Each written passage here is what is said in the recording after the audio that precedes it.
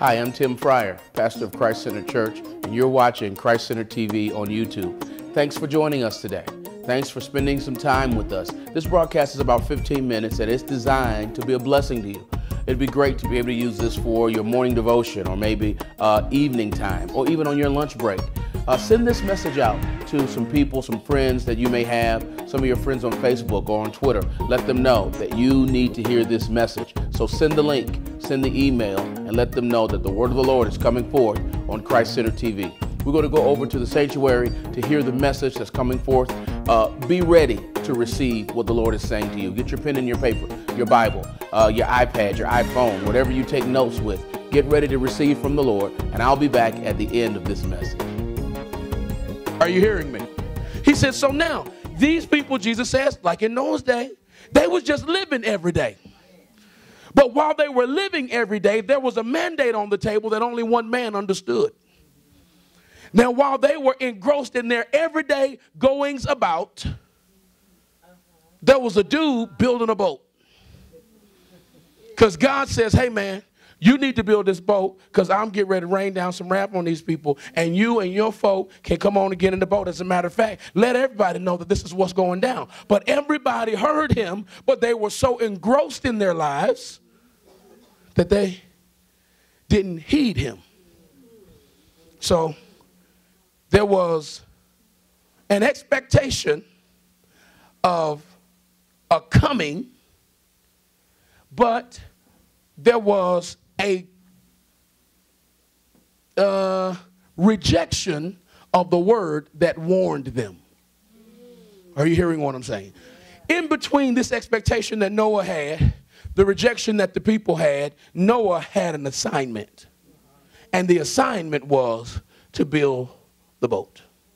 Y'all seen that the movie, the adaptation of that? What's the movie? Evan Almighty?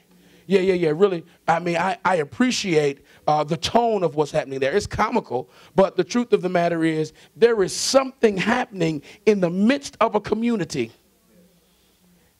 that they think is strange, that Evan has to adhere to one way or the other. He wakes up and changes are happening in his life. Are you understanding what I'm saying? But the changes that happen are all centered around the call that he has. I didn't come here to preach that, but can I say this to you? That the drama that's going on in your life has everything to do with the call that God has on your life. Now, there's some stuff that you might as well stop trying to fight. Y'all not hearing what I'm saying to you. Evan would get up and shave violently, and just a few hours later to have the full beard again. There's some stuff that you're wasting your time trying to fight if you just say yes. Y'all don't hear what I'm saying. Y'all don't hear what I'm saying. Yeah. See, the reason those songs always minister, and it seems like whenever that song goes forth here, it does something in the room. You know why? Because there's a part of you that needs to say yes to God. And we don't want to say yes to the stuff that we don't like that he has for us.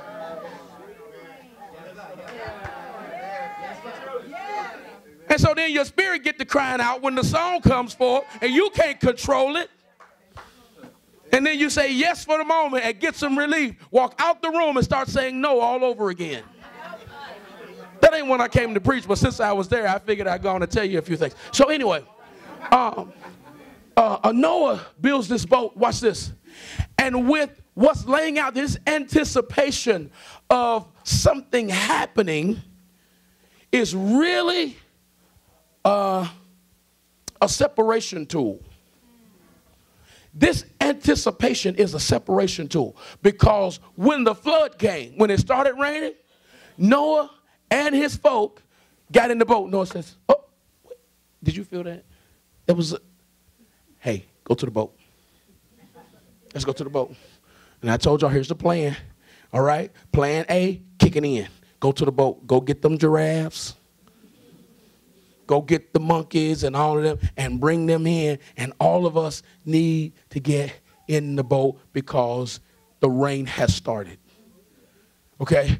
When the people, watch this, who was distracted with everyday living, realized that this rain was different than the other rain, then they got the clue that, hey, this dude was right. But the separation tool had already begun. Oh, you're missing it. Okay, okay. So then Jesus goes on and says, he says, hey, it's going to be like this. It's going to be two dudes out in the field working. One dude is going to get snatched up. Other dude is going to be still working. It's going to be like two ladies working in the mill. One, whew, she's gone. The other, still working. Because what we anticipate manifests itself in a separation. Those that received the word and those that rejected it. Are you hearing what I'm saying? Now here's the deal. Here's the deal. Matthew is writing and sharing this message with his people who are of the household of faith. Okay? So listen now. This message is not necessarily, hey, get saved. Because the thought is, y'all are Jews. You are the household of faith. Okay? The message is, you need to anticipate and get ready. Here's the deal. We go on from 23 to chapter 24. Now, in chapter 25, what was just anticipation, Jesus starts talking about in chapter 25, that when he does come and brings judgment, he will separate the sheep from the goats. There's a separation thing again. And at the time of separation, he will make clear, watch this, what a people full of expectation should be doing. Jesus says, hey, in that day, I'll tell you, come on in. Because when I was hungry, you fed me. When I was naked, you clothed me. When I was in prison, you dropped by. You sent me some cigarettes. No, I'm just playing with y'all. Look at y'all. Look at y'all. Y'all do realize cigarettes won't send you to hell.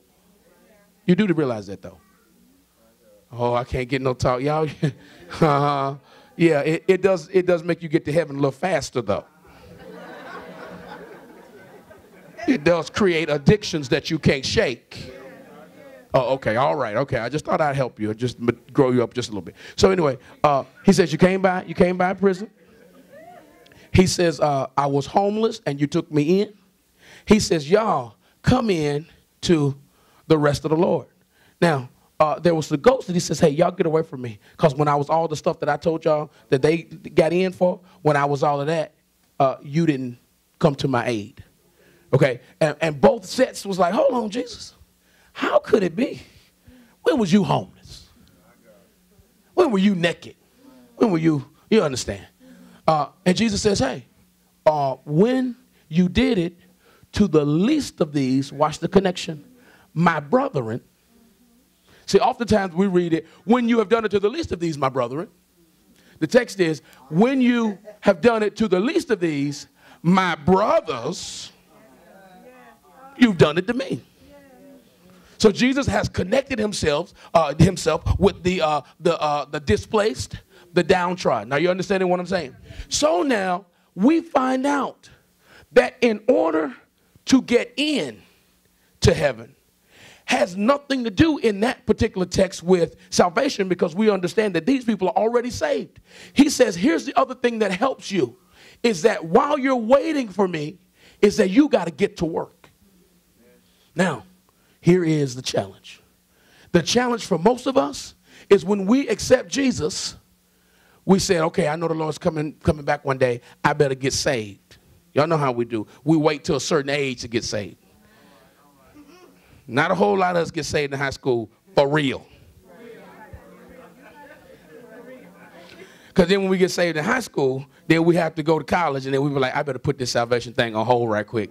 And then we start buying into what the world is saying. So I don't want to be a hypocrite, so I'm just going to go on and do what I want to do. And then every once in a while you visit church, and then you come back, you start crying and carrying on and realize that you're a backslider, but you go back to the dorm and you keep sliding back.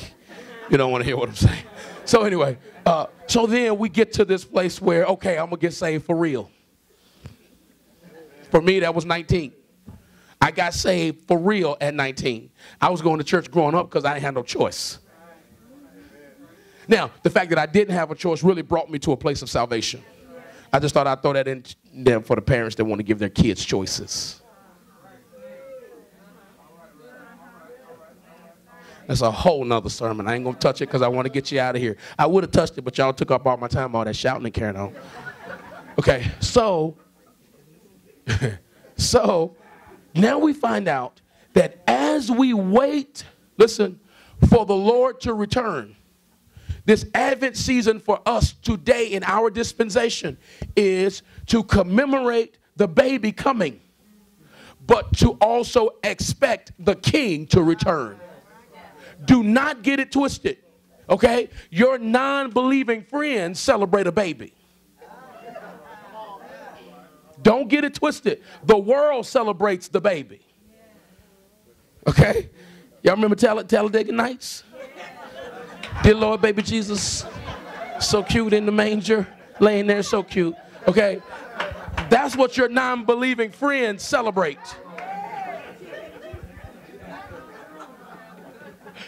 They celebrate a baby in a manger. Okay? I'm happy the baby came. But the baby had to mature in order to die for my sin. Are you hearing what I'm saying? Now, since he's gone and ascended to the Father, he has to come back and get me out of this miserable world.